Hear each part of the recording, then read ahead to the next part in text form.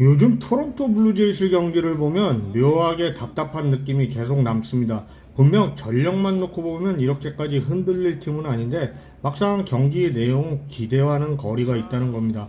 시즌 들어오자마자 부상자가 쏟아지면서 타선이 무너진 것도 크고 투수진 역시 중요한 순간마다 흔들리는 장면이 반복되고 있고요. 그 와중에 미러키전에서 나온 9대7 승리는 분위기를 조금은 돌려놓을 수 있는 계기였습니다. 연장까지 가는 난타전 끝에 겨우 잡아낸 경기였지만 최소한 팀이 끝까지 버텨냈다는 점에서는 의미가 컸고요. 그런데 이 경기를 지켜본 팬의 입장에서 보면 단순히 좋은 승리로만 보기는 어려운 장면이 하나 있었는데요.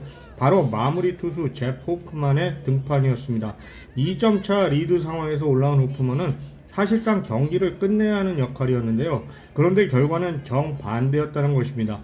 스트라이크를 제대로 넣지 못하면서 볼넷 3개를 연달아 허용했고 결국 리드를 날려버렸던 것이죠. 올 시즌 세이브 기회가 5번이었는데 벌써 3번을 날렸습니다. 이건 단순한 부진이라고 보기 어렵죠. 더 큰 문제는 마무리 투수의 핵심이라고 할 수 있는 위기 상황에서의 안정감 자체가 지금 완전히 무너져 있다는 겁니다. 어제 경기가 끝난 이후에 많은 팬들이 이제 호프먼을 마무리로 쓰면 안 되는 거 아니냐는 반응을 보였는데요.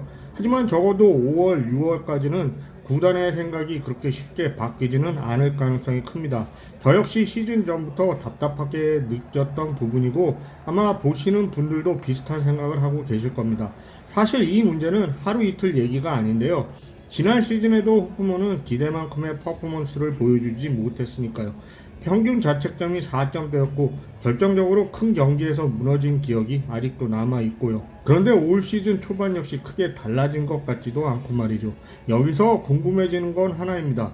도대체 왜 같은 문제가 계속 반복되는 걸까요?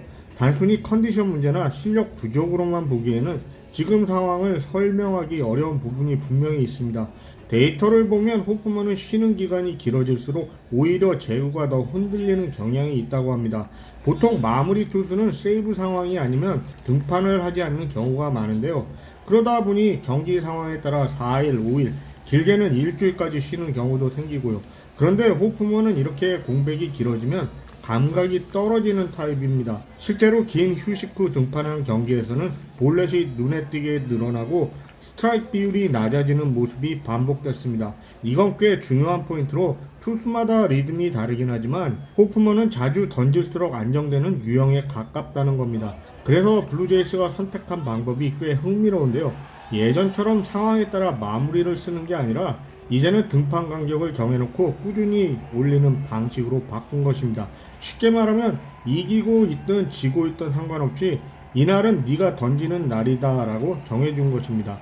이 방식의 장점은 경기 감각을 유지할 수 있고 갑자기 중요한 상황에 투입됐을 때 몸이 굳어있는 상태를 피할 수 있어 실제로 큰 점수차로 지고 있는 상황에서 올라와 좋은 투구를 했던 경기에서도 이런 효과가 드러났다는 것입니다.